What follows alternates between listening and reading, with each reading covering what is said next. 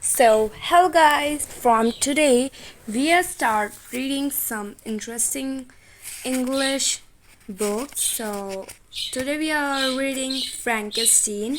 Yeah, you hear right, and sorry for background, but we are reading it. In this book there are 20 chapters.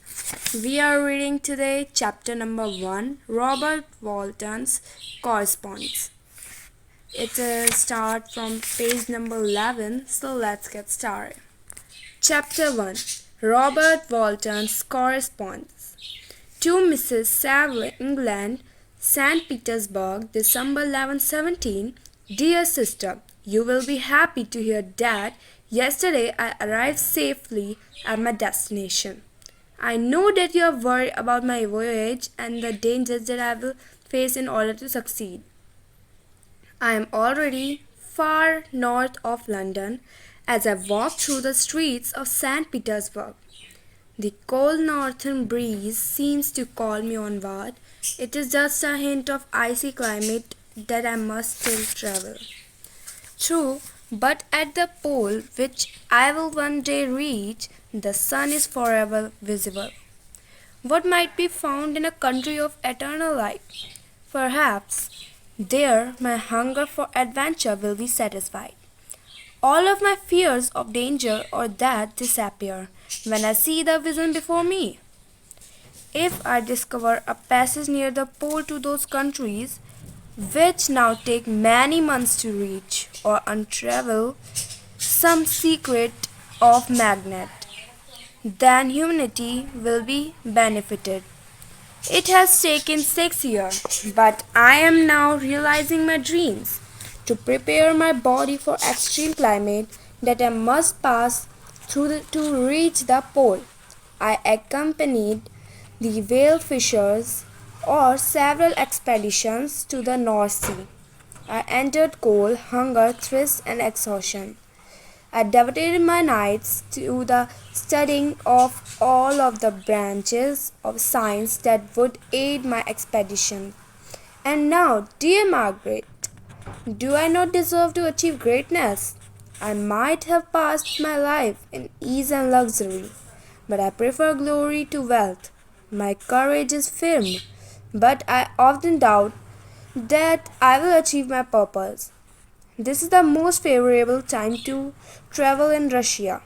The Russian sleds fly quickly over the snow and are far more agreeable than the English stagecoaches. The cold is bearable if you are wrapped in heavy coats and fur.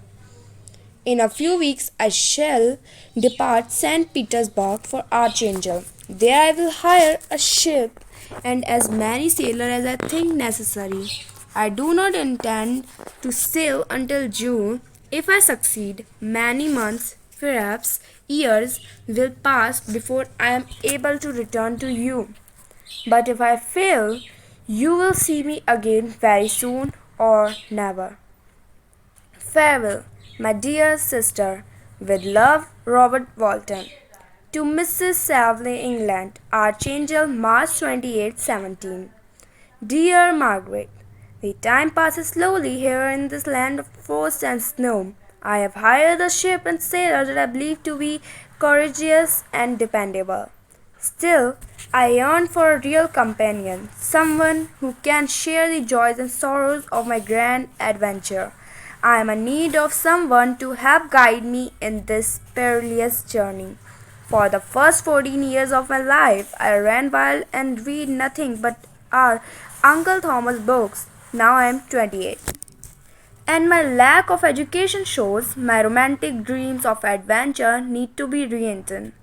I look in vain among merchants and seamen, for their lives are driven by necessity. The winter has been severe, but spring has come remarkably early. Perhaps I may sail even sooner than expected. Now that my journey is about to begin, I feel a mixture of exhilaration and fear, yet that there is a dreamer in me. It is true that I seek fame and glory, but I am also a hard worker and concerned. For the safety of the crew, I cannot promise you that all will go well. But I have great hopes of seeing you again. In the meantime, please continue to write me. Your letters bring me such comfort. Your affectionate brother, Robert Walton. To Mrs. Saville, England, August 5, 17. Dearest sister, although it is likely that you will see me before this letter reaches you, I must record the strange things that have taken place. Last Monday, we were almost completely surrounded by ice. It is closed in on the ship on all sides, scarcely leaving her room to bob in the sea. Adding to the danger was a thick, blinding fog. At about 2 o'clock, the mist cleared away, and we saw, stretched out in every direction, vast and irregular plains of ice. The crew grew anxious, and I must admit so did I. The appearance of a sled drawn by dogs, which passed northward half a mile away, drew our minds away from the danger. The figure who sat in the sled and guided the dogs along the ice was enormous. We viewed his rapid progress through our telescopes since we were shut in by ice. It was impossible to follow his tracks before nightfall. The ice broke and our ship was free. In the morning, I went on deck and found the sailors taking to someone in the sea. I saw a sled like the one we had seen the night before. It had drifted towards us on a large fragment of ice. Only one sled dog remained alive. A human being lay inside the carriage. The sailors were urging him to board our ship. He certainly was not the giant we had seen through our telescopes. When a sea came on deck, one sailor said, "Here is our captain, and he will not allow you to die on the open sea." The stranger spoke to me in English, but he had a foreign accent. "Before I come on board your vessel," he said, "will you tell me where you are headed?" Astonished that he did not gladly scramble on board, I replied that we sought on the northern pole. When he heard this, he nodded his head, and the man helped him on board. His body was still lean and frozen. Before we could carry him into the cabin, he fainted. We worked to revive him on the deck as soon as he began to move again. We wrapped him up in blankets and placed him near the chimney of the kitchen stove. Slowly he recovered and ate some hot soup, which restored him. 2 days passed before he was able to speak again. Then I had him taken to my own cabin, and I cared for him when I could. His looks are quite remarkable. His eyes are wild, even mad, but if anyone is kind to him, his face lights up. Generally, he is depressed. It is clear that his mind is weighted down with a great burden.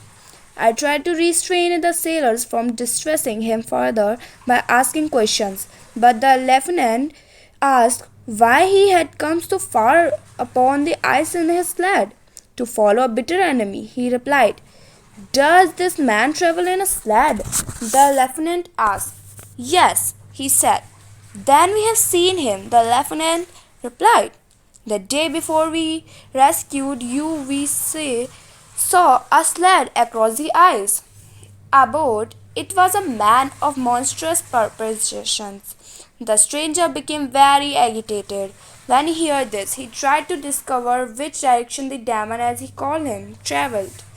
Later, the stranger asked me if I thought that the other sled has been destroyed when the ice broke. I replied that the traveller might have arrived at a place of safety before the ice broke, but I could not be certain. After this exchange, I noticed that he became more animated. He was eager to be on deck to watch for the other sled by promising that someone else would keep watch. I persuaded him to rest in the cabin. The stranger has gradually improved in health, but is very silent and appears uneasy when anyone expects me enters his cabin. I must tell you that I have taken to him like a brother. I am troubled by his grief and despair. He must have been a noble man in his better days. I said in one of my letters that I thought I would never find a friend on the worldwide ocean. I believe that I have found such a man who, before his spirit was broken by misery, would have been a true companion. Robert Walton. To Mrs. Avery, England, August 1317. Dear Margaret, my affection for my guest increases every day. He is gentle and wise, much recovered from his illness. He is always on deck, watching for his diamond on the sled. One day, as I spoke to my new friend, he became gloomy. He placed his hand over his eyes, and I saw tears trickle between his fingers. He exclaimed, "Let me reveal my tale." With these words, he collapsed, and many hours of rest were necessary to restore his composure. He turned his attention upon me, asking for the history of my earlier years. I spoke of my desire for a friend and expressed my belief that a man could boast a little happiness if he did not have such a friend. He heartily agreed with me and said, "I once had a friend, the most noble of human creatures. I have lost him and far from more than he. You have hope and the world before you, and have no cause for despair. But I have lost everything and cannot begin life anew." Robert Walton. To Mrs. Saville, England, August 1917. Dear Margaret, yesterday a stranger said to me, "You seek knowledge and wisdom as I once did. I hope that your desire may not be the serpent to sting you as mine have been. I had hoped that my story would die with me, yet when I think that you may be on the same course, exposing yourself to the same dangers that have destroyed me, I am driven to share this tale with you." Robert Walton. Here's the story of how Victor Frankenstein became the haunted figure that Robert Walton saved from the drowning in his frigid sea. Told to and recorded by Walton, these words reproduce as nearly as possible those from Frankenstein himself. So, guys, this is the chapter 1. If you want chapter 2, so comment down and we wait for chapter 2. I will, of course, make the video of it. And thank you for watching it last. I hope you like my pronunciation because I know I can't pronounce very well. So sorry for it. And bye guys. Thank you. Subscribe my channel. Follow me on other social medias. There are links in the description.